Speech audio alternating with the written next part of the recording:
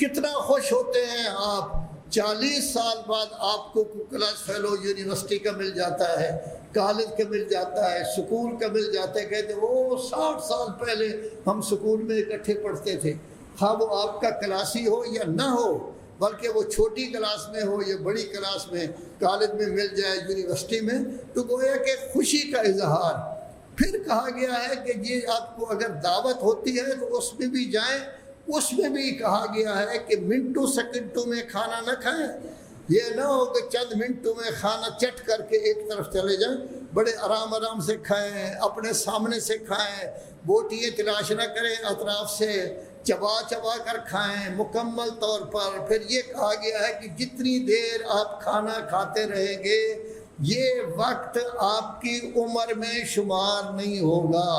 اگر 1 گھنٹہ کھانا کھانے میں آپ لگاتے ہیں تو آپ کی زندگی میں یہ شمار نہیں ہوگا، وہ 1 گھنٹہ آپ کی عمر زیادہ. یہ سب کچھ کیوں؟ تاکہ آپس میں ملیں، آپس میں بیٹھیں، زیادہ تر وقت آپس میں گزاریں. جب آپس میں گزاریں گے اجتماعیت پیدا ہوگی. یہی فرق ہے اسلام میں اور مغرب میں. مغرب میں کیا کرتے ہیں کہ جب بچہ 18 سال کا ہو جائے تو فارغ، جاؤ جی دوڑو، جہاں رہنا ہے وہاں اپنی جگہ پر جا کے رہو. اور جب بوڑھا ہو جائے آدمی، جیسے یہ بزرگان بیٹھے ہوئے ہیں 80 سال کے 85 سال کے، تو پھر وہ گھر سے ان کو نکال کے ایک جگہ بنی ہوتی ہے وہاں چھوڑ آتے ہیں.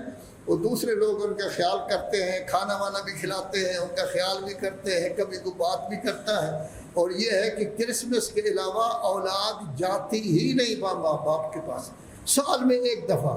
وہ بھی خوش قسمت ہیں جن کی اولاد جاتی ہے. لیکن ہمیں کہا گیا ہے نہیں، آپ کا باپ بھی ایک گھر میں رہے، خواہ وہ مریض ہے یا بوڑھا ہو گیا ہے، آپ کا دادا بھی گھر میں رہے، پردادا بھی گھر میں رہے، آپ ان کا خیال کریں. پھر گھر میں بھی ہمیں حکم دیا گیا ہے کہ کھانا علیحدہ علیحدہ نہ کھائیں. جس وقت کھانا پک جائے دسترخوان بچھائیں باقاعدہ. عرب لوگ سفرہ کہتے ہیں، ایرانی بھی سفرہ، آپ کہتے ہیں دسترخوان. دسترخوان بچھائیں، اس میں چھوٹے بچے بھی بیٹھے ہیں، بچیاں بھی بیٹھے ہیں، بڑے بھی بیٹھے ہیں، یہ بھی بیٹھے. کیوں؟ تاکہ ایک دوسرے کے ساتھ آپ بیٹھ سکیں. جب کھانا کھائیں گے ایک دوسرے کے ساتھ بات چیت ہو سکے گی، آپ سمجھا سکیں کہ بچے کو کہ کھانا کھانے کا طریقہ کار کیا ہے. ہمیں تو استاد یہ سمجھاتے تھے نا کہ جب کھانا کھائیں تو یہ دایاں حصہ جو ہے وہ نیچے رکھیں اور یہ بایاں جو ہے وہ گھٹنا اوپر رکھیں. اس سے کھانا ہضم ہونے میں اچھا ہوتا ہے. پھر کھانے میں یہ بھی کہا گیا ہے چمچے استعمال نہ کریں، چمچے نہ بنیں، چمچے استعمال نہ کریں. اور آج کل تو وہ چنگال وغیرہ بھی آ گئے ہیں، وہ بھی استعمال نہ کریں، بلکہ ہاتھ کے ساتھ کھائیں. اللہ تبارک و تعالیٰ نے آپ کو خوبصورت ہاتھ دیے ہیں، انگلیاں دی ہیں جو پکڑ سکتی ہیں، وہ یہ سارا سب کچھ. بلکہ یہاں تک کہا گیا ہے کہ اگر آپ کی انگلیوں کو